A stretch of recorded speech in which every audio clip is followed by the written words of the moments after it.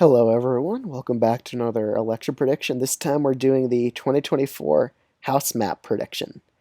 So let's get right into this, and we're going to do a lot of states. We'll start off with the biggest states first. Start off with California.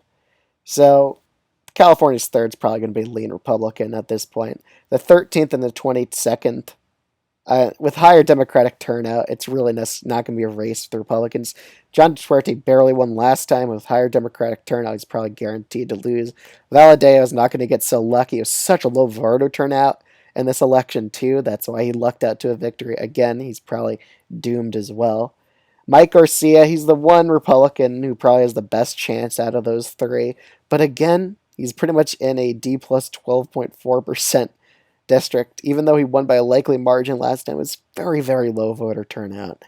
Very low. And Democrats are actually going to run a different candidate this time. So I really think with a higher voter turnout in this 27th district, even though Garcia won with Biden on the ballot in 2020, that was because the district was only D plus 6 or 7 points last time. Now it's a lot more Democratic. So I think this time he's probably going to end up narrowly losing. Let's get a zoom in on Los Angeles. Okay, there's three battleground districts here. 47th, it's probably going to be likely D again. Higher Democratic turnout. It's pretty much a Biden one district by a lot. It's probably going to be likely Democratic. The 45th with the Michelle Steele, I could see the argument here. It's trending more and more Republican. So again, it was a bit more competitive in 2022 than expected, but I still think Michelle Steele, she'll be in for quite a fight here in this district, but I think she's going to pull off a narrow win. The 41st district, Ken Calvert's lucky that's an incumbent congressman, considering it's very Democratic, trending very fast in this district. He's going to be in quite for a fight, but I think he's going to narrowly pull off a win here in the 41st district. Okay. In Louisiana and Alabama, the redistricting news here, they're probably going to be both safe Democratic districts. It's probably going to be D plus 10 or D plus 15 each. So Alabama's second would go to solid Democratic. Same with Louisiana's fifth. In Texas, with these two districts, I see this one going lean Republican. And Texas 34th is probably going to be solid D. It's a very Democratic district. Alaska at large, again, Patul's very popular here. Even if it's a one-on-one race, I think her approval rating here will definitely help her out. She'll win by a lean margin. Same with Jared Golden, very popular in this rural district. I think he also wins by a lean D margin. And Washington's eighth will probably be likely blue. While Marie Perez, she's doing everything she needs to do to win here. Plus, Joe Kent's running again. So honestly, maybe a bold take to put it as lean D, but I'm going to. I think she's quite favored to win here, and she's kind of reminded me of Jared Golden and Mary Patola. Very blue dog type of Democrat, but that's what you need to do to win in a rural district like that. In Oregon, I mean, the fourth is probably safe Democratic. It's a very Biden one district, and the candidate here won by a likely margin. Salinas is probably still going to win by a likely blue margin, be a bit more competitive considering Salinas had a decently competitive race last time, but DeRimmer here, again, it's a Biden one district of 8.9%. I'm going to put it as a lean blue district for now. Okay, let's see here. The next few races. We could start off with New York. I think that would be a good one. All right, with New York, there's a possibility of redistricting here, but I'm going to assume it isn't redistricted. The first district, I think it would probably be a lean Republican race. Again, Biden probably won this district, but this time around he's probably going to lose it. But it'll be a bit more competitive. Garbarino is a very popular incumbent here, even though it's a very close district. I think he still wins by a safe R margin. Santos, I mean, he isn't going to win a primary, so it's not going to happen. They're going to replace him. But so far, I think it'll be a bit more competitive than usual. I don't think it's going to be likely D. I think it's going to be lean blue.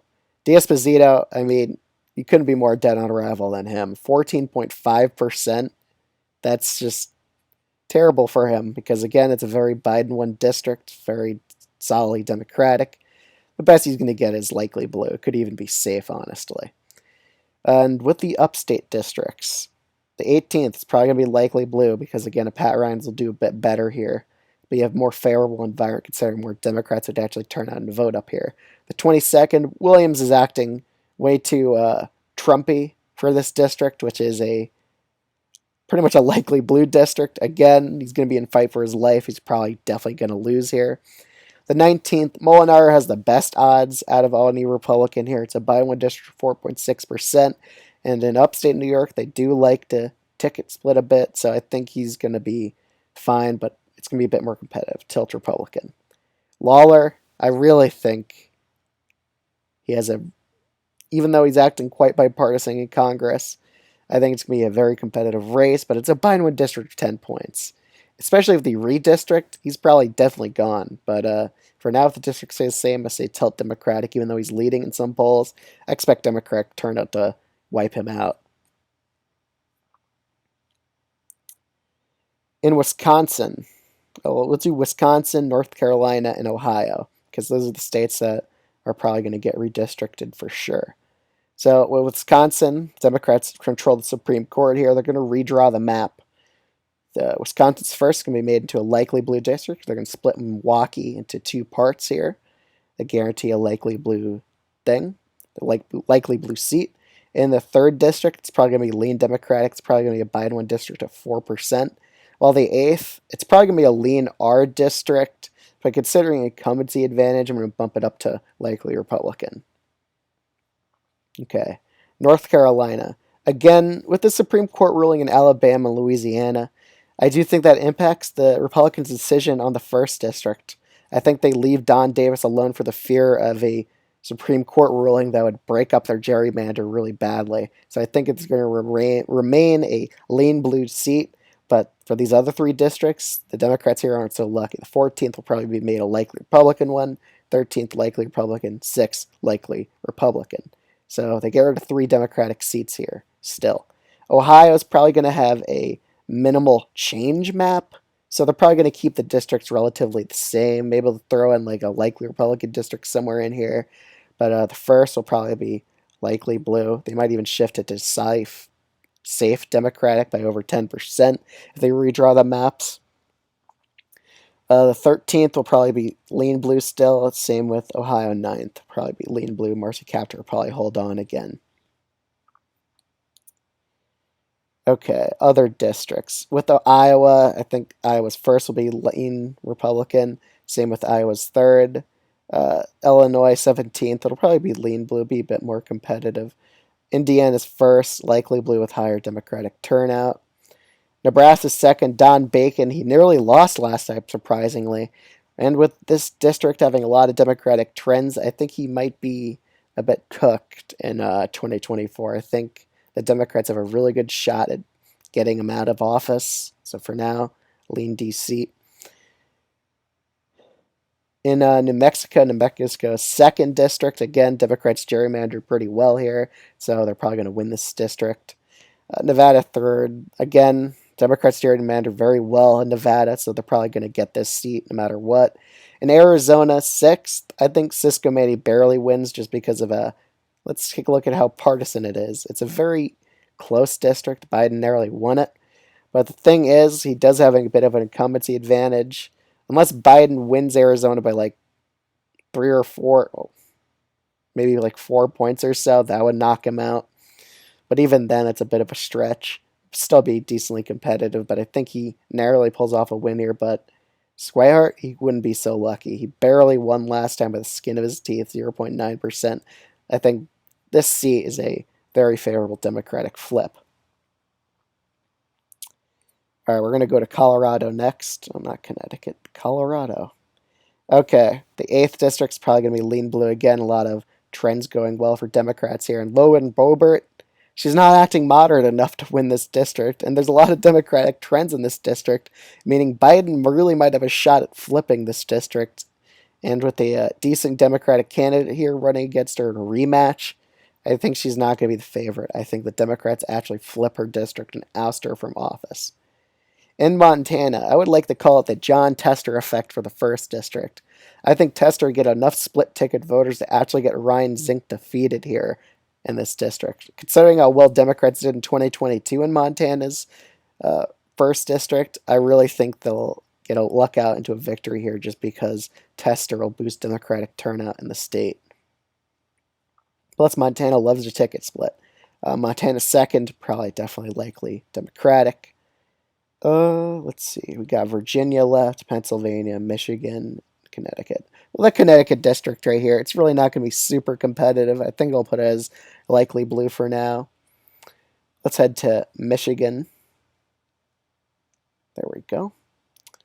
Okay, 4 districts to rate. The 4th district, we'll start off with that first. Again, it's only a Trump 1 district, 3.9%. I think it gets a bit more competitive than usual. Probably finishes up at likely Republican. Michigan's 10th district with John James. He lucks out because, again, he's an incumbent congressman.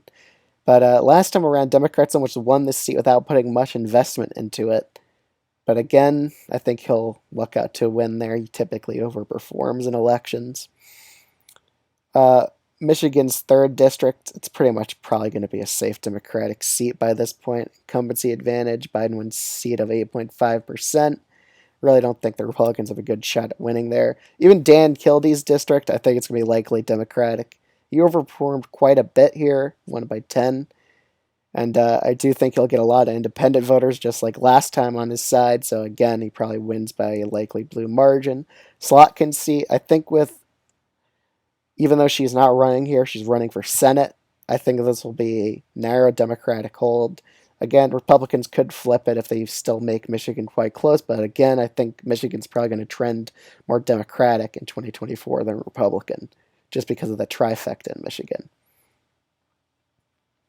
All right, let's head to New Jersey. Again, there's really only one competitive seat, Tom Keene, but I think his family does have a legacy in New Jersey. I think he'll get enough independent voters on his side to narrowly survive here. But Democrats could very well win this district, but for now, tilt Republican. Let's head to Virginia, 2 seats there. So the 10th district, it's probably definitely going to be a safe Democratic seat, very democratically won, and there's a lot of trends here favoring the Dems long term. Spanberger, she probably wins by a likely blue margin, pretty much nearly the same margin she won by last time. Jen Kiggins, again, I'm not sure if Loria's going to run for re-election in this seat, so it is a very close Biden 1 seat as well. I'm going to have to give the Republicans a narrow advantage in Virginia second for now. Okay, let's head to Pennsylvania. So start off with Fitzpatrick's probably going to win by a likely Republican margin. Scott Perry's probably going to win by a lean Republican margin, be a bit more competitive. It's a narrowly Trump 1 seat with Democratic trends going on in it. Chris D'Aluzzo. Let's see here. I think he probably wins by a likely blue margin still. But again, it could be the overperformance by the governor in this state. So I'm going to put it as lean blue for now. If he could underperform Biden, we really don't know. But for now, lean Democratic. Pennsylvania 7th and 8th. It really depends on who wins Pennsylvania. If Trump wins it, then both these seats go tilt Republican. But if Biden wins it, I think both these seats go tilt Democratic. And that's currently what I think is going to happen. So I think both these seats go narrowly Democratic, thus giving the Democrats a much bigger House majority than in the 2020 election.